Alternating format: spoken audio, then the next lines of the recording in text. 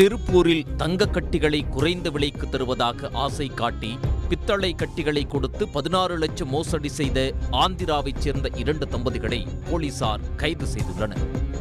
திருப்பூர் வீரபாண்டி குப்பாண்டம்பாளையத்தைச் சேர்ந்தவர் 45 வயது ஸ்ருதி மளிகை கடை நடத்தி வருகிறார். சில மாதங்களுக்கு முன் கடையில் இருந்த ஸ்ருதியிடம் பொருட்களை வாங்க வந்த ஒரு தம்பதி அறிமுகமாகி நன்றாக பேசினர்.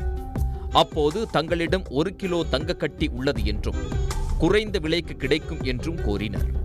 தங்கம் வாங்க வேண்டும் என்று ஆர்வத்துடன் விசாரித்து உள்ளார். இதையடுத்து அந்த தம்பதி தங்களிடம் இருந்த தங்கக்கட்டியை ஸ்ருதியிடம் காட்டினர். அவரை நம்ப வைக்க தங்கக்கட்டியிலிருந்து சிறிது துண்டை மட்டும் வெட்டி கொடுப்பதாக தெரிவித்தனர்.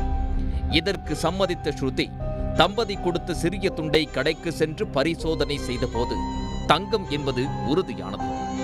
இதை நம்பி 1 கிலோ தங்கக்கட்டியை வாங்க முடிவு செய்த ஸ்ருதி தனது கணவரிடம் தெரிவித்தார். பின் 13 லட்சம் ரூபாயை கொடுத்து 1 கிலோ தங்கக்கட்டியை வாங்கினார். பின்னர் தங்கக்கட்டியை கடையில் விற்க கொண்டு சென்ற போது அது தங்கம் இல்லை, முழுவதும் பித்தளை என்பது தெரிய வந்தது. அதனால் அதிர்ச்சி அடைந்த அவர் தம்மிடம் போலி தங்கக்கட்டி கொடுத்து பணம் பறித்த தம்பதி மீது நடவடிக்கை எடுக்க கோரி வீரபாண்டி காவல் நிலையத்தில் புகார் அளித்தார். அதன் பேரில் போலீசார் வழக்கு பதிவு செய்து விசாரணை நடத்தினர்.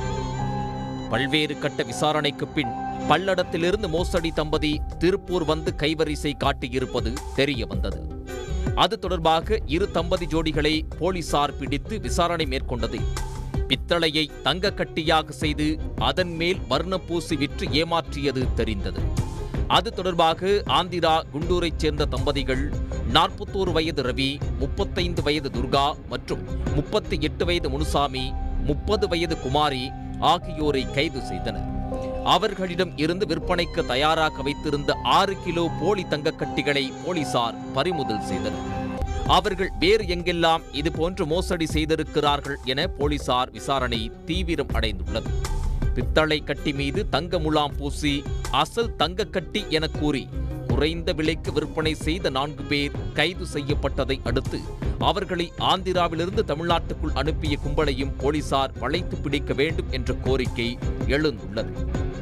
உடனுக்குடன் செய்திகளை தெரிந்து கொள்ள சன் நியூஸ் பெல் ஐகானை கிளிக் பண்ணுங்க.